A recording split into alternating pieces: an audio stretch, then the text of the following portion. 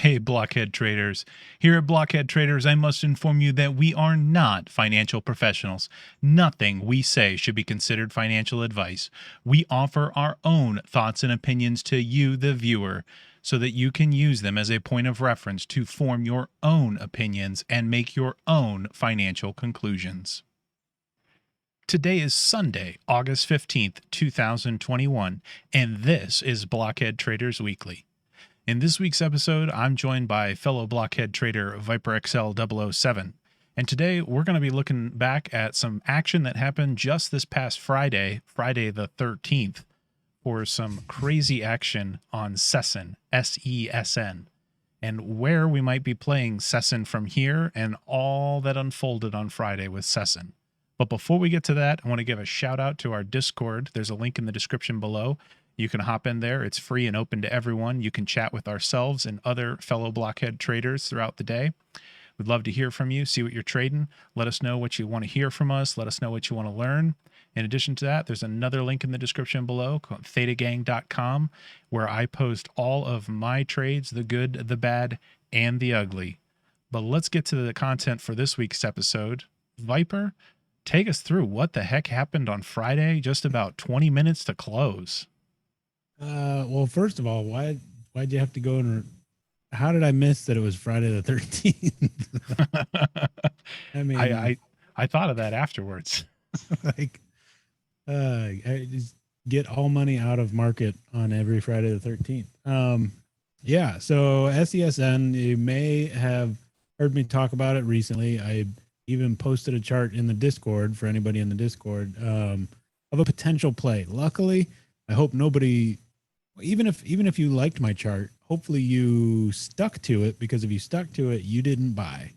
I happen to be in on SESN. And for anyone who doesn't know, spoiler alert, the end of this story ends with an 80%, somewhere right around 80% drop on the underlying in less than a minute, basically before anybody could react. Just absolute bloodbath. So this is a loss episode, although it's full of all kinds of affirmations on things like price action, price levels, all that good stuff. It's full of lessons learned, and panicked reaction. I think that is also going to be a big part here, because I do regret my reaction to what happened. And then I think we're going to transition over to Sprocket, because Mr. Hates Pharma, looks at this, laughs, and then a couple hours later goes, yeah, I'm going to play this. It's we'll get to it, but this is actually a great example, the more that we looked at it over the weekend, about all the different kinds of things that we talked about on this show. And I think you'll see little bits of it come out as we talk about it. And it wasn't too long ago you and I were arguing over buying versus selling options, and I think this is a great example of giving the option buying a college try. Yeah. So let's jump in. Let me switch over to my screen here. So recap of where we're at. This is we're looking at the dailies. This is going to go all the way back to 2015. I was notified about this stock from a long-term investor. He's in it long, in it big, and in it from near the beginning as far as price goes. So when I first looked at this chart, which was probably late 2020, so I probably first looked at the chart when we were somewhere down around here. One thing that caught my eye was I love a gap, and we got a gap up here. So my interest in this was, talk to me when we get close to this gap. There were some swings, and I did play a couple of these swings and got some okay money, but I also lost some money, so maybe net neutral. And so what we're looking at here is bottom here of all these swings that we keep coming back and testing. And at the time, I was mostly, my charting was not where it is today. So I was, I had decent charts, but I was missing a critical piece, which I'll get into in a minute, which was this consistent bottom here. The key things I want to point out are the levels that I had identified through my chart reading were $5 and $6. There was stuff along the way, but we'll skip over that for now. $5 and $6 were big levels. And then if we cleared $6, then we're talking gap fill potential. And so what I really wanted was that close above 6 and then fill that gap. Now, we've talked previously about trading and not caring about the underlying company, et cetera, et cetera. And that's all true. But for this particular stock, a key piece of information, which is good to know. It's good to know at least one or two big ticket items for a stock. It's not required, but good to know. In this case, we're looking at a pharma, and they have a big cancer drug in development, and their PFUDA date said to be the 17th, this Tuesday. So here comes lesson number one. I hear a date and a big catalyst to a stock performance, and I immediately equate it to something like earnings. Like, those are set in stone. This is going to happen. So lesson number one was, in the world of pharma, the FDA is going to send the letter whenever they're going to send the letter, whenever they're just guesstimating. We expect the letter to come by this date. Spoiler alert, the letter came on Friday the 13th. But nonetheless, that's the underlying situation, environment here. This letter's coming.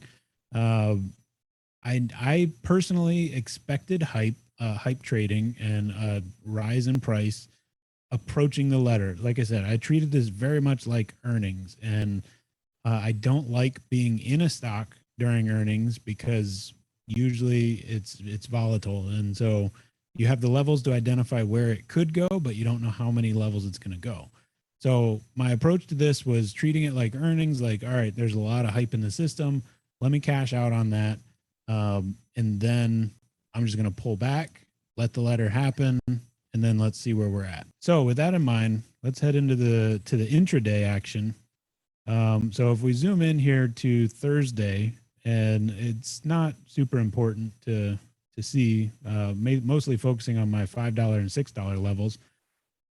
Technical, how this thing was performing against the functions of price action and price levels, it was beautiful. I mean, Thursday's action here. So I got in earlier than you should have, because this is some of the emotions of, like, I know about this stock. I know where I want this to go. So I got in around like 410 or 415 or something like that, because it was a big surge in buying. And I was like, this is the hype I was waiting for. I'm going to jump in now. The play that I mentioned that I posted in Discord, just to be clear, was wait for the clear of $6, wait for the close above 6, buy in then, because then you're going to potentially have a higher percentage of hitting that gap. So that was the official play. My emotional play was, let me buy in early because it's doing the thing that I wanted it to do, which is not recommended. But it worked on Thursday. So it came up, and then sure enough, I'm watching this thing on the intraday. It comes up to the $5 level, and it just keeps kissing it and can't quite get through, which is fine because it had just pumped 20% during the day. And that makes sense. That $5 is a big level. It's just going to get up there and test it, but it can't quite get through. But every test, it's not rapidly retracing. So support is still holding it up there. And then now we're in the battleground. Sure enough, after hours, it pumped through, and then opening on Friday was fantastic. We cleared the $5 level. So now we're ready for another support run up to that $6 level. And sure enough, we come running up, and then we start, deja vu. We start pumping up, just kissing up to that $6 level in the very same way, we were just doing the previous day on the $5 level.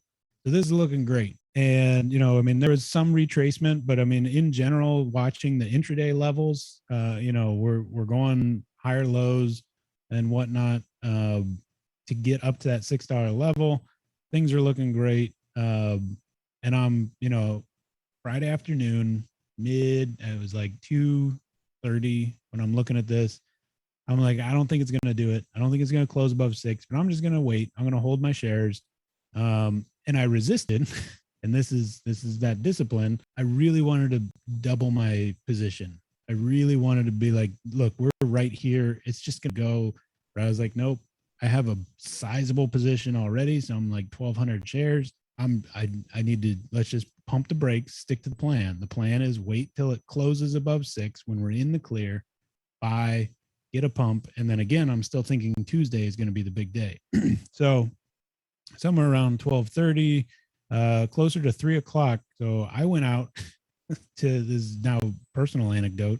I go out to check the mail, and I come walking back in, and I'm like, all right, did we do it? We're getting close to the bell. Like, I don't know, maybe we didn't do it. And all of a sudden I look, and where'd it go? And I'm looking at my price level, and I see 80. When I looked at it, I saw 81 cents. And I was like, what is that? That did they, like, the first thought, because of the oil experience that I briefly mentioned in the past, I was like, did they split? Well, that's weird. Why would you split in the middle of the day? Like, I'm still not registering what just happened.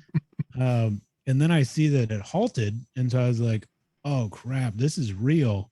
I was like, no way, this is a glitch. And I look, and sure enough, FDA sends disappointing letter to SESN bio. And so now I'm just bloodbath mode. I mean, at that point, I'm down $4,600 in the hole. This is not good. But position sizing, it was a little sized more than I should have had it, but it's not tearing apart my account. I didn't, and key to this is sticking to the plan and not doubling my position prematurely. I would be feeling very different had I done that. So anyways, this is where I panic, because I mean, that's just a scary thing to see, to be like, what the heck is going on? Like, I can't. And I mean, logic says, okay, we just lost $5. What's another 84 cents? Like, at this point, I should have just been in whoops, there it goes mode, and just pump the brakes on reacting. Hindsight's always 2020 in this case, but nonetheless, I was like, all right, it's halted. Put the order in, dump it all. Whenever we unhalt, I'll just get whatever price I get. I put it in market order, like, just give me whatever you can fill. And I mean, luckily it actually filled, on a jump up here. So I ended up not getting this terrible price down here at 80 cents. But then this is where I was like, well, crap, that was reactionary, and I shouldn't have done that. Because again, what's another 80 cents? Is this thing just going to go to zero? I don't think. I mean, it was already frustrating that in 1 minute, I mean, this is a 1 minute candle right here. 1 minute, boom, some 80% price came out. So I do regret that very much so. But now tying it back to the things we've learned so far and talked about, if we go back and look here, nothing about this is surprising. Nothing about this is surprising on a chart reading perspective. This thing, it came back right to that level that has already been tested and shown to be a major support level previously in the past. But this is also a perfect example of why I like to stay out of earnings and away from earnings, because just because it's going to hit one of these levels doesn't mean you know which one it's going to hit. And that's the risk of the whole thing, and what you need to mitigate with your position sizing or whatever you're doing. You're placing a bet. And in this case, this is worst case scenario bet, is your best probability of being right is to say 63 cents is what I'm waiting for, or whatever. This was a costly learning experience, but it was very good to see things like the price levels hold. It was very good to see things like this made sense when we were pushing up against $5 and then pop through it. That made sense. There was just a lot in this all at once that made me feel like I'd affirmed a lot of stuff and then also learned a lot of stuff. And so the biggest thing I learned, that If you're in the Discord, this has come up multiple times as one of the members in there is very good at price action and charting. And I think I finally understand one of the things he keeps trying to tell us, which is about swings and identify your swings. And in this case, I was not until the very last minute, I wasn't really noticing the swings all start from this $6 level, which is kind of scary when you're facing a catalyst, which could cause a significant retracement. It did catch my eye. Like I said, I have a friend that told me about this. He's long in it, and he was way up in the profits. And I was trying to do some charting for him, not as financial advice, but just as a data point for his consideration, because he was like, I need to consider some outs. And so when I charted, like that's when I was like, okay, like in my head, I was like, let's do worst case scenario. Let's say the letter comes out and it's terrible and the stock just rips down. And so when I looked at the chart, I was like, oh crap. So it could come down realistically to a 60, 80 cent level. So I did talk him into just mere hours before the crash, settling up and closing out a chunk of his account of his holding just to lock in some profits, because that's another important part, especially if you're in the investment mindset. If you have profit, if you've done significant amount of work, and sitting and holding is work, that's patience. And if you've come so far, you need to have outs identified, not the whole thing, but lock in some profits as you go. So luckily he managed to do that just before it crashed. He got in so low that he's actually still in profit zone, where it's at now. It was a lot of profits evaporated. I don't know what I'm going to do Monday. Monday's going to be real interesting on this because, what we can see down here is volume on this chart is normalized or auto adjusted, and you can barely see these volume bars. And then all of a sudden, rip. I think the stock hit almost 100 million shares of volume for a stock that averages 6 million. So it was just an insane day. And it all happened at the end of the day. So we actually halted to finish. So every time it unhalted, there was 3.5 million, 4 million, 6 million, every minute that it unhalted. So I don't know what that means for Monday. I don't know what's going to happen. I know as far as catalysts go, the CEOs planned a press conference. Who knows what's going to happen? As long as it stays unhalted, I might try to do some scalping on it. Logically, I should turn and run and walk away, but we're going to see what happens Monday. Now, in Sprocket's case, it's coming at this. He hasn't lost anything. he hasn't touched anything here. So I'm curious to hear what this potential plan is, especially because it involves buying options, which we always talk about selling options. So I'm very curious as to where we go from here. Yeah, to be honest, we'll see Monday on if I end up pulling the trigger on something or not. I'm going to talk through what I'm looking at. So I've kind of always been thinking in the back of my head when you and I were kind of arguing back and forth a week or so ago, buying versus selling options, and why you never buy them, why I always sell them, that type of thing. And I started looking at this and I said, I wonder what the option chain looks like on this particular thing. And it's not perfect. So I really want to see how things kind of unfold on Monday a little bit before I actually jump into this. But I thought I'd take this opportunity before we talk specifics about SESN. Let me just mention a couple things about option buying. And, I take a look at the market all the time. And the first thought I have every time I look at something is, how can I play that with options? I don't know what it is about options, but I like them so much more than just straight equity. So let's go ahead and take a look here at a couple bullet points I put together for buying options or buying calls specifically. And the first point that I want to call out here is when you buy a call, you are basically long that stock. So One call contract is worth 100 shares. And so whenever you buy a call option, you are synthetically long 100 shares.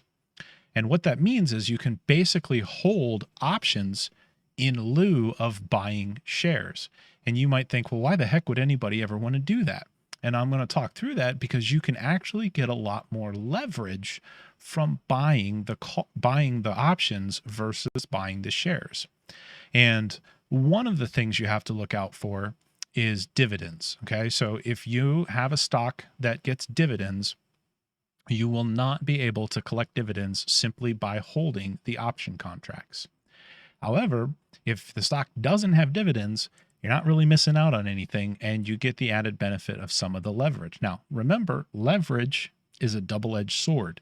It's going to help you a lot on the way up, but it can cut you pretty hard on the way down. And, you as an option seller, you hear us talk all the time about premium and extrinsic value and how much the volatility has boosted the extrinsic value in the option. Now you're taking the other side of the trade and you are buying the option. So now you don't want to pay a lot of that extrinsic value. You don't want to pay the premium. You want to keep that premium as small as possible because that extrinsic value is going to decay in time.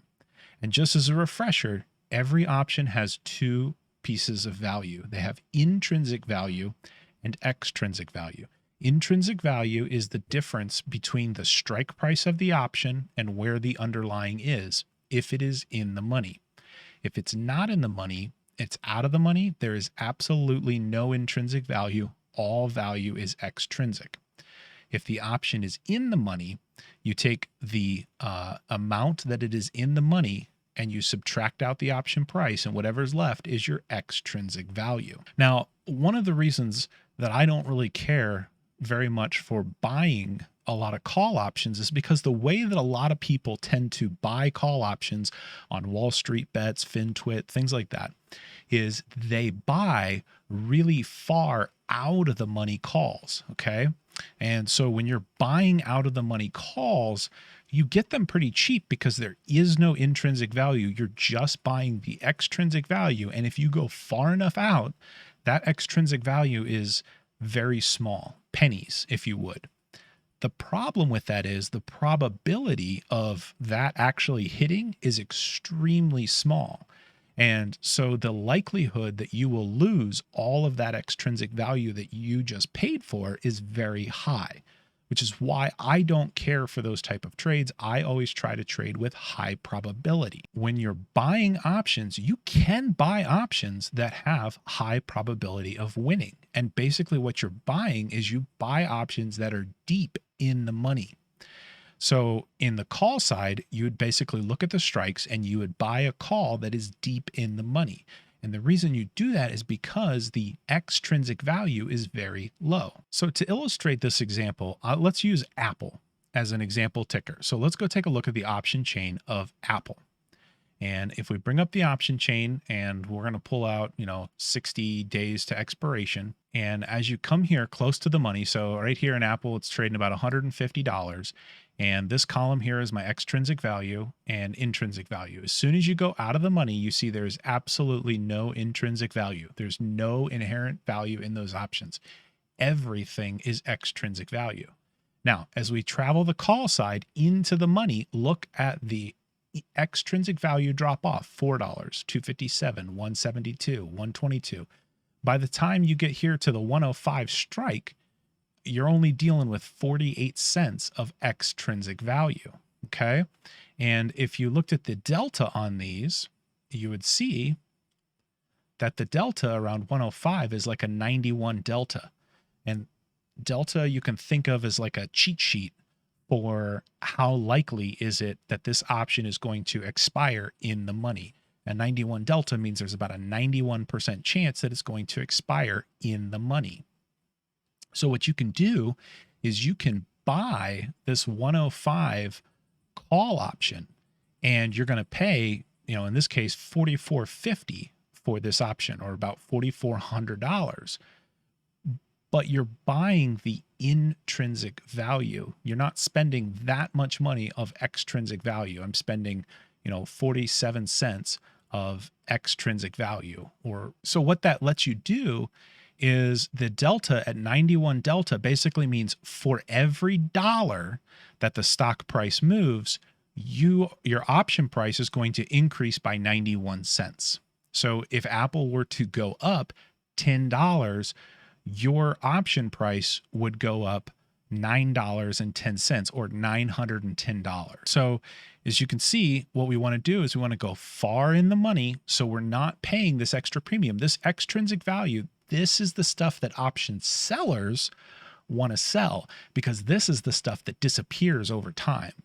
And as an option buyer, you want to try to avoid paying this extra extrinsic value. Or if you do pay it, you want to buy it knowing that volatility is going to increase and that extrinsic value is going to increase only for a brief period. Because remember, at expiration, extrinsic value is always zero. So let's go back to the slides here. So looking at here, the only other point that I want to call out here is if you remember, as an option seller, a lot of times I'm selling options that are less than 45 days to expiration. I love to sell them 30 to 45 days to expiration.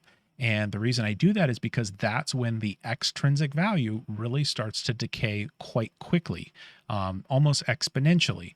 When you're really far out in time, yes, that extrinsic value decays, but it does not decay exponentially. It decays much more slowly.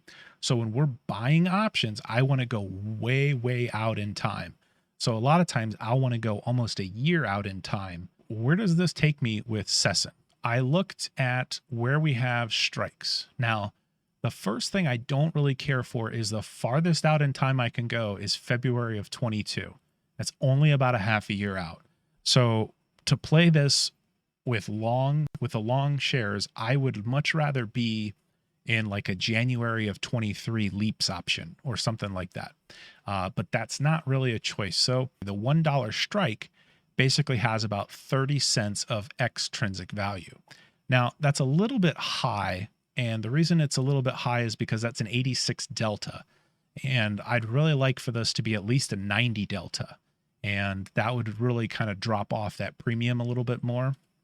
But for experimental purposes, let's call it, I'll say, all right, well, let's take a look at this. And so I'm thinking here that if I buy this $1 call option, there's not really much downside below $1. Yeah, there's $1 there, but then you're at zero. So let's go back because you might think, well, at this point, why even bother with a call option when they're so close to zero? Why not just straight buy the shares at $1.70?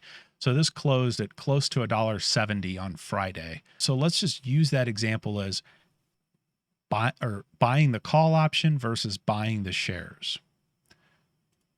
So if we come back to the slide that I put together here, my idea is to basically go long 3,000 shares. Where did I get 3,000? Well, I look at my position sizing, and most of my position sizing for my max loss usually is between $2,500 to $3,000 for my max loss, which is acceptable to me to take when I take my risk. That's my risk tolerance right now for my portfolio size. So I'm cool with a max loss of about $3,000. So the reason that I chose 3,000 shares is because if I did the options play here at $1, those 30 calls would cost me $3,000. Whenever you buy a call, your max loss is exactly that you paid for the call. You cannot lose more than what you paid for the call.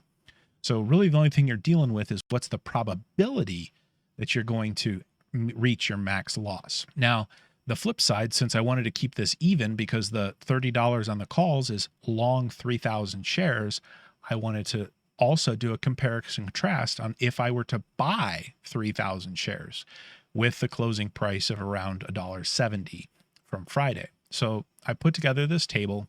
You can see the call decision. Basically, it's going to cost me $3,000. Now, of note here, $2,100 of that is actually intrinsic value. So the $900 is basically what I'm paying that's going to evaporate. That's the premium. That's the extrinsic value. At expiration, none of that 900 is going to be there. So this is kind of my handicap that I'm starting with. Now, if I were to go buy 3,000 shares at $1.70, that's going to cost me $5,100. So then you might think, well, it's a little bit cheaper with the calls, but let's see how that pans out depending on where SESN might go to. So let's say that the stock goes absolutely nowhere. So we go through this whole ordeal and the stock just sits at $1.70. How do each of these options pan out? Well, in the first choice, all my extrinsic value is gone. It's sitting at $1.70. I have $1 strike options, so I am 70 cents in the money. So I can sell these back for 70 cents each because that's the intrinsic value. That's the value that doesn't go away. However, that $900 of extrinsic value is gone. So I've lost $900 if I did this play and the stock went nowhere. If I bought the 3,000 shares and decided, okay, $1.70, this thing isn't going anywhere, I'm going to sell them back. You didn't lose anything. You didn't make anything. So if the stock doesn't go anywhere, there's a win in the column here for buying the shares route. Now let's take a look at this on if the stock rallies. So let's say the stock rallies back up to $6. Well, all my extrinsic value will be gone because it's at the end. All that $900 has disappeared. However, there is going to be $5 of intrinsic value in that option. So remember, my strikes were at $1. So $6 to $1 means I can sell those for $5 each.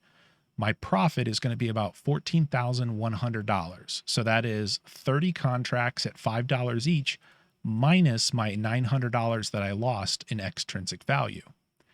If I go take the shares that I bought, 3,000 at $1.70 each, and I sell them back for $6, my profit is $12,900. Okay. Well, let's say that the bottom completely falls out of SESN, and it goes to 0. Well, okay, my call options have absolutely no value left. There's no intrinsic, there's no extrinsic. I am out the money that I spent. I've lost my $3,000. That's a bummer of a day, but I was okay with my max loss when I entered the trade.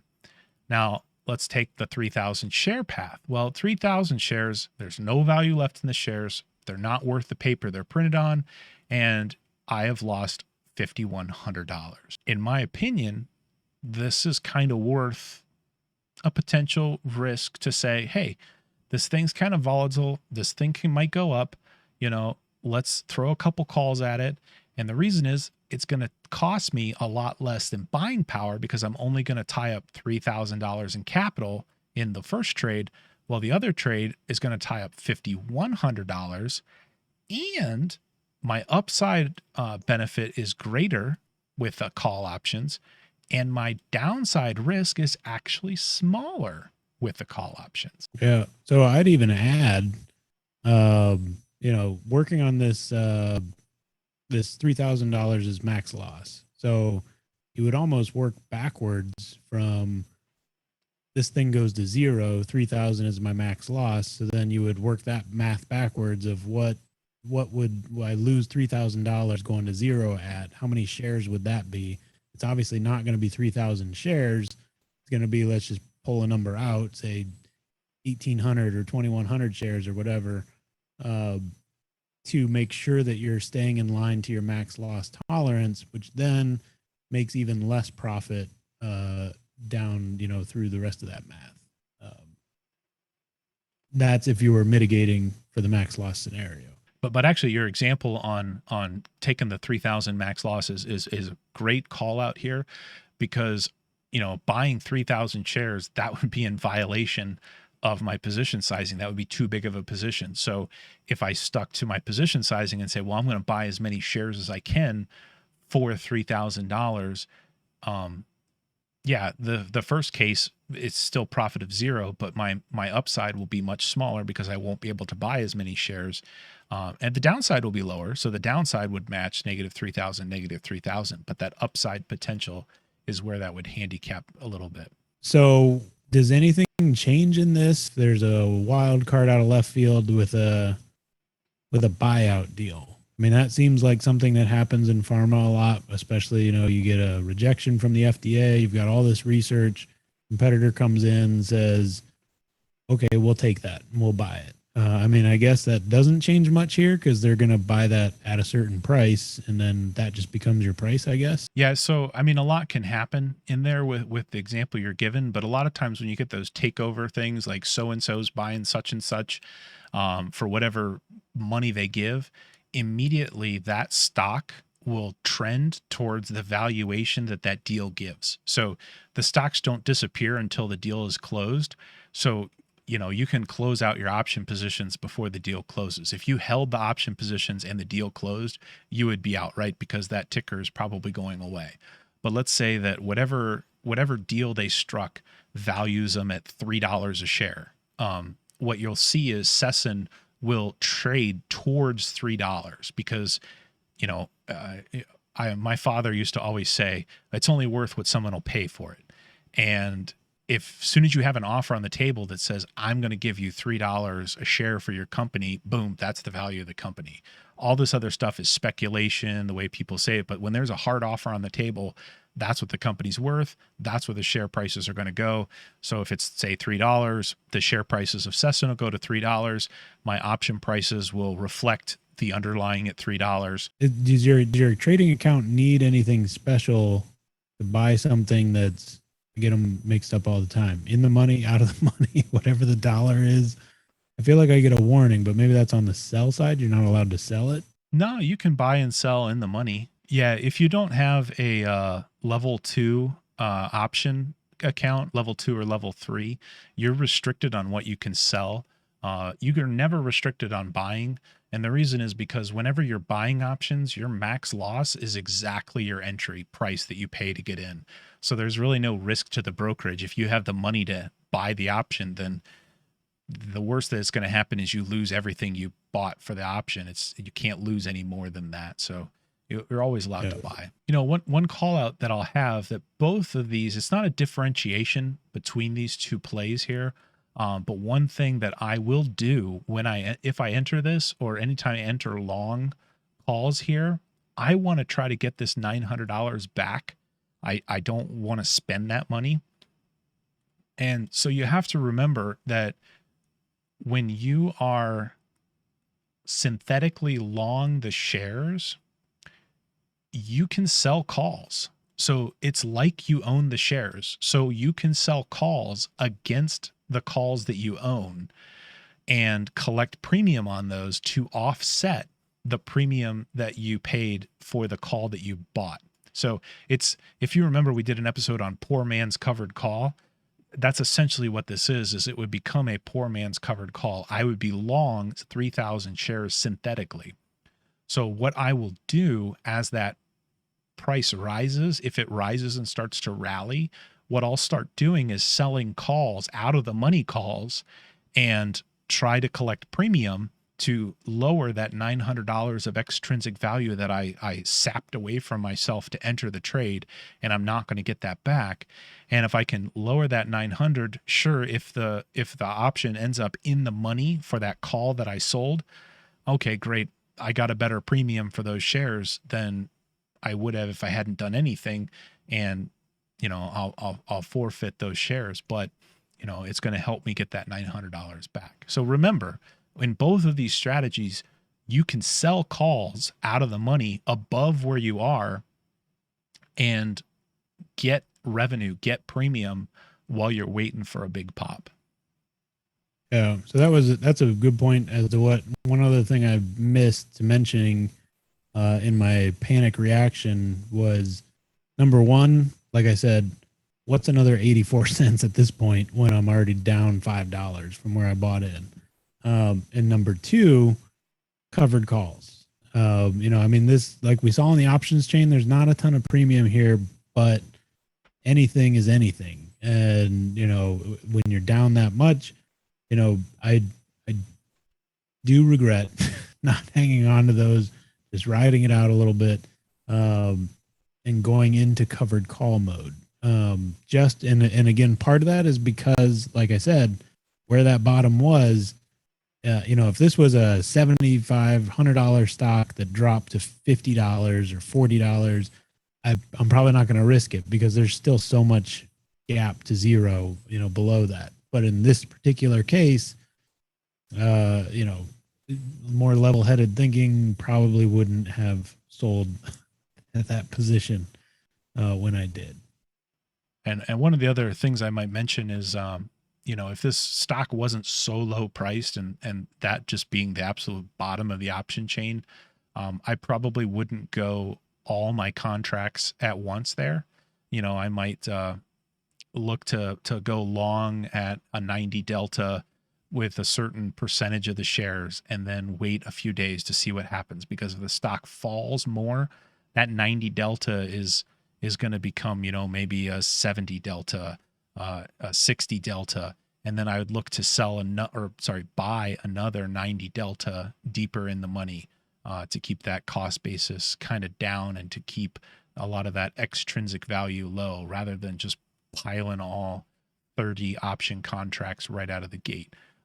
Here, I probably will do 30 right out of the gate because there's nothing on the chain below $1. So as long as that dollar has very low extrinsic value and has a delta, a very high delta, I'm okay with that.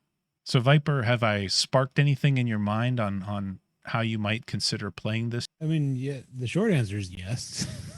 I mean, I think for everyone's benefit, the backstory of the back and forth on buys and sells of options that we had, I mean, it was kind of a lot about this exact thing. I just didn't know it. I was in vague terms. The whole thing started because I said, I got to be missing something in the world where buying options is clearly beneficial in certain cases, not universally, not all the time. But I was curious as to what is that? What is a strategy for buying calls and buying options? This seems like a very solid strategy and makes a lot of sense for that. So I'm definitely, I'm very interested to see where some of those prices open up.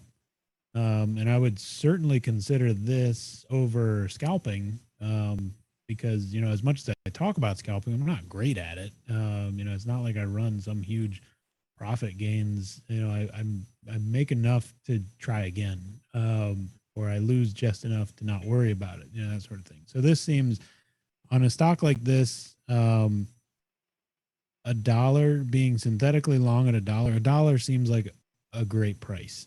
I mean, there is the very wild unknown in the pharmaceutical world about what happens now that you've failed FDA. There's a lot that I don't know about that world. Maybe it's, well, we rework a few things. It could have just been feedback. And I mean, a minute to drop 80%, that's clearly one or two whales left. And that's fine. They were they were clearly what was pumping it up, because there was some news of expanding their executive team, SESN's executive team, that sort of stuff, brings the big whales in. Cause I also imagine a pharmaceutical on a positive FDA letter is also quite a ride. It's a very curious situation. And I'm very intrigued to see if the delta and the extrinsic hold, that could be a better play than trying to scalp, because then it also, whatever my max loss is, it'll probably be less than 3,000 because I just ate a bunch. So I'll size that down and then I can just move on. Like, I can just walk away for a while and just not worry about it and go back to reading a better chart somewhere.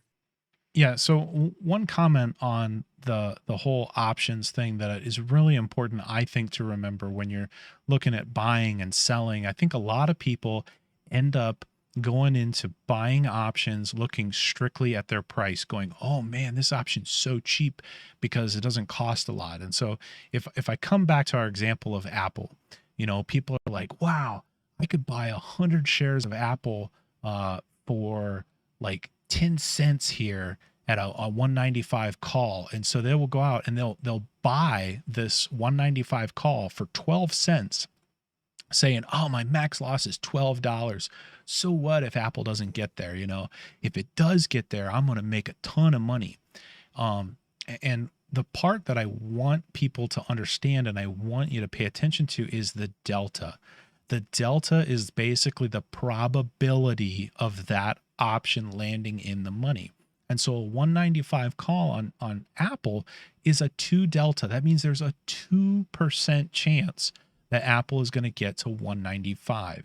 And it's that type of option buying that I just won't get behind, is that extremely speculative, far out of the money option buying, because here, the chances of you losing 100% of your money are very high, because the chance of the option, remember, there's no intrinsic value out here. It's all extrinsic. And the chances of that disappearing are the inverse of the delta. So there's a 98% chance you're going to lose 100% of that 15 cents. As long as you know that when going into it and you're okay with that, who am I to say you can't play the lottery? Just know that that's what that means. And statistically, these deltas are very, very correct. I typically sell a 70 delta is usually where I sell 70, 75 delta. And if I look at my entire year's worth of trades, so it's somewhere around 450 different trades that I put on, I have come out in profit 80% of the time. I'm selling 75 delta, which means I should win about 75% of the time. These numbers are very correct over time if given enough statistical data points. And so if you're going to buy options, the way that I do it is I would buy options that are very deep in the money, because I'm not paying for that extrinsic value and I'm following the delta. I'm trading the 90 delta, the 89 delta. Same thing as when I'm selling options, you're doing the inverse, right? If I was to sell an Apple put, I'd probably sell a 20 delta, a 25 delta, giving me an 80% chance of winning or a 75% chance of winning. So, whenever you're looking at different ways to play options, please remember what delta is and pay attention to your deltas. It's some of the best ways to understand the directional risk that you have. And to add on to it, delta's only accurate if you take it to expiration. We could potentially do an episode on another pharmaceutical, CVAC, that we currently have going.